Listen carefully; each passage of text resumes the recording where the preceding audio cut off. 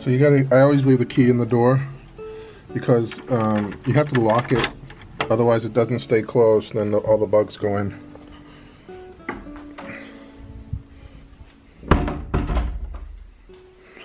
So I'm gonna get my last juice box for today.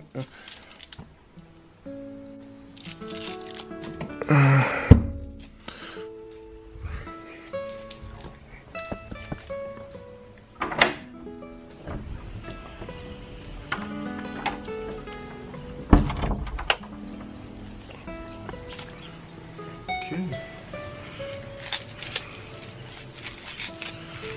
So, day 5. It's about, I don't know, 6 o'clock, 6:30. Got up at about 5 this morning. I went to bed at about 8 last night.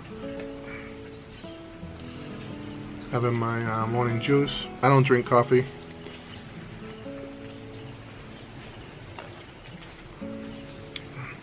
I never was a coffee. I never could get into coffee.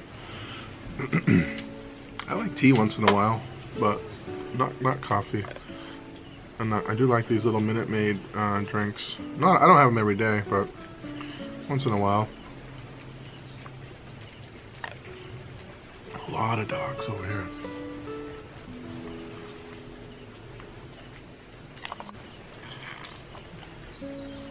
I really don't like to have a dog in the Philippines.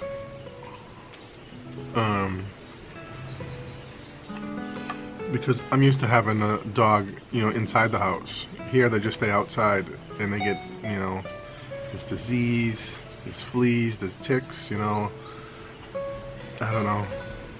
To me, it just seems like a very dirty environment for the dog. I know people have dogs here. I had a dog at home, passed away a few years ago. I had a Great Dane. His name was Finn.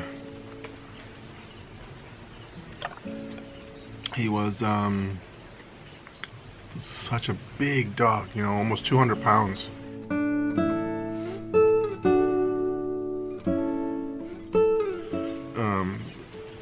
But he was so happy, so kind, so gentle.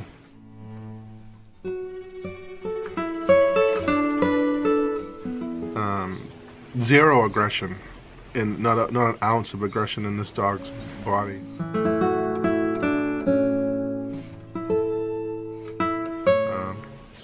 You could put your hand in his food bowl while he was eating, he wouldn't bother you. He didn't have food aggression, no toy aggression, nothing.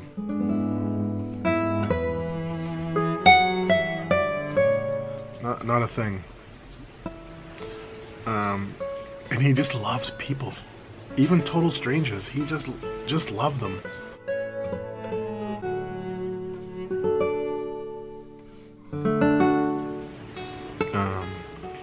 He was a good dog. He passed away at about 9 years old.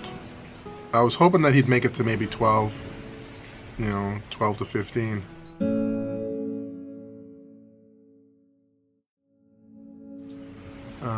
But I guess he got some type of infection in his... They say it could have been cancer. No one wanted to really do any digging around at the time. He just got really sick, and he could barely stand up. He lost a lot of weight.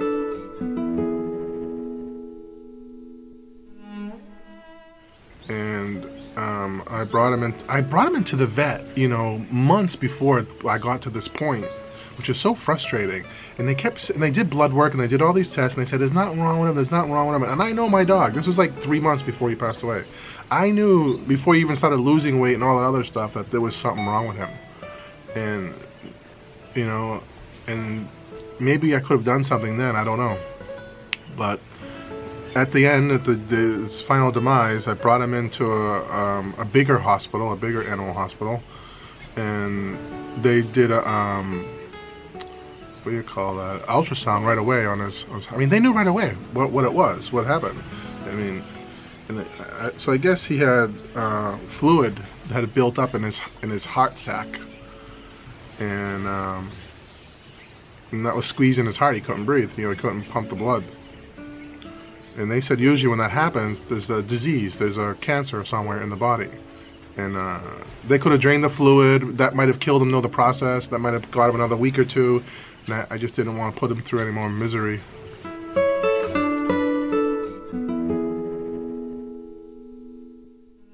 And that was it. So I said my goodbyes. And that was the end.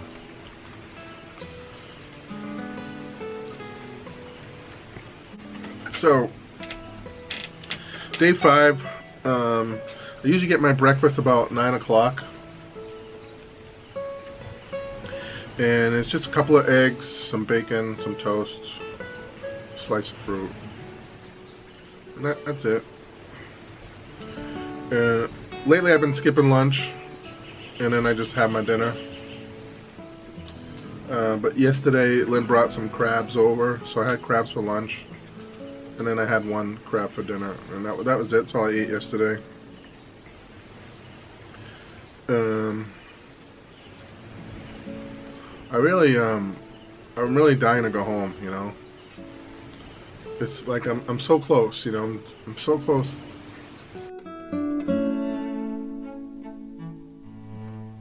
You know, the journey has been long. You know, and you know, it started out, for me, the journey started out in Boston.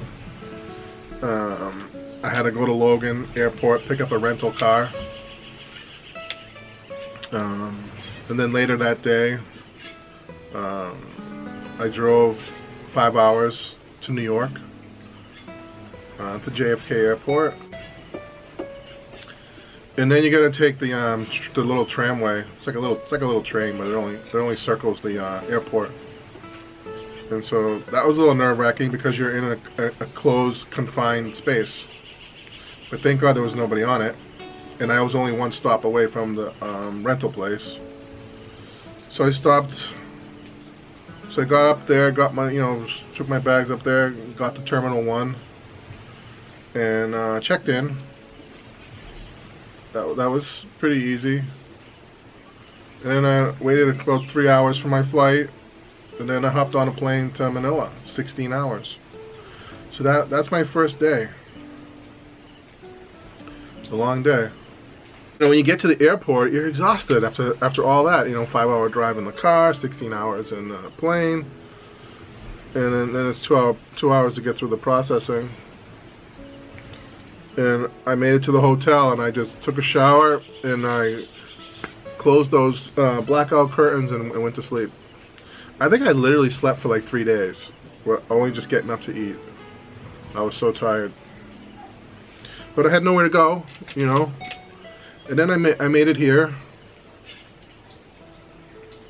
I made it back to Bohol somehow. And now I got 14 days, stretch here at the hotel. I've done 5. Just a few more to go. I should be out of here either August 7th or August 8th. It depends on if they're going to count my first day as day 1. I'm not really sure.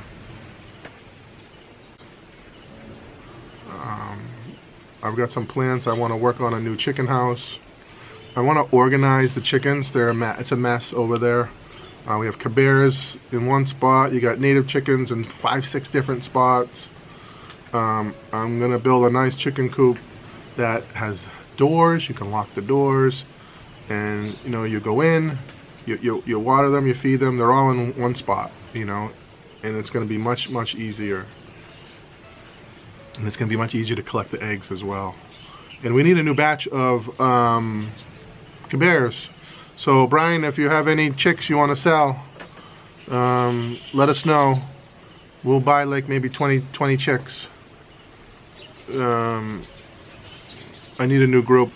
My incubator shit the bed. It works, but for some reason the eggs aren't hatching.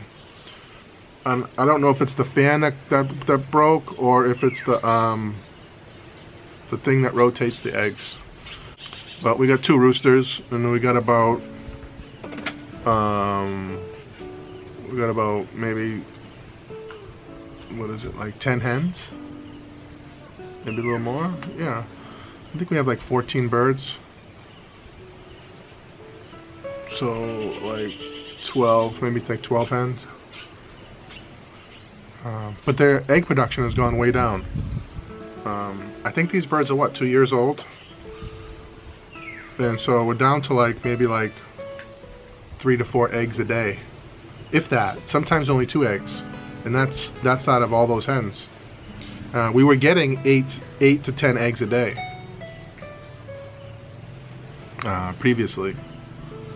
I mean, the worst we ever had was like maybe 6 eggs in a day. But I like my chickens. We got a couple of turkeys now. My plan for the turkeys is to let them breed and then raise our own turkeys. I love turkey. Smoked turkey, you know, turkey legs. My idea is to buy a small meat slicer and, you know, roast the turkey breasts. And so you can slice, you know, you can have a nice turkey sandwich, you know, with some tomato, some mayonnaise, you know. And so my idea is to have my own sliced turkey meat, you know. It's nice to have, you know, turkey sandwich once in a while. And I guess here they make them like lechon style. But I don't know how that works because the turkeys are so big. It must take you like 8 hours to cook one turkey. So let's see. I brought back a new reel specifically for jigging.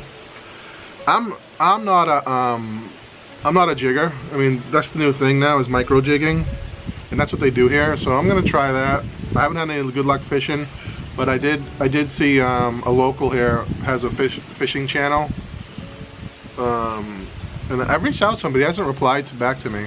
I don't know why. But he advertises he has a sport fishing business, and I saw him catch some dog-tooth tuna right off of where I've been fishing with Sammy, and I think I seen him out there in his boat. So I'm hoping to do some fishing with him. I'm not sure. We might sell our boat, and then what I might do is just hire people to take me fishing. It's maybe easier that way. I don't know. I have to, I'm gonna explore the option. I'm gonna go fishing, find some people that want to make some money, who, you know, out of work or not selling fish, want to take me fishing. Come up with a price, maybe $250 for like half a day. I mean, I don't want to be out in the water for 8 hours. It's too much, you know. But normally when you go fishing around here, it's, you know, it's 2 or 3 hours. You know, you go at 5 o'clock, maybe you fish till 9, you know, or you go at 5 in the morning. You know, it's just a small window, couple hour session of jigging, trying to find spots. But to be honest with you, you really need a GPS. And I think that's my downfall, is I need to get a Garmin fish finder chop plotter. I had one on my old boat. I mean, I couldn't have caught all those tuna without it. It'd be impossible. So I guess it's the same here. Wow, look at the wind. The wind is coming. Check this out. Well, I'm gonna wrap this video up, guys. So day 5 is getting underway, and I'll see you on day 6. Don't forget to check out Lynn's new channel, The Real Philippines with Lynn. I need more subscribers for her channel, guys. It's going to be a great channel. I mean, you guys seen all the nice videos that she makes. The videos are going to be coming as soon as we get enough subscribers. Check it out, The Real Philippines with Lynn. Thanks to everybody. you on the next video.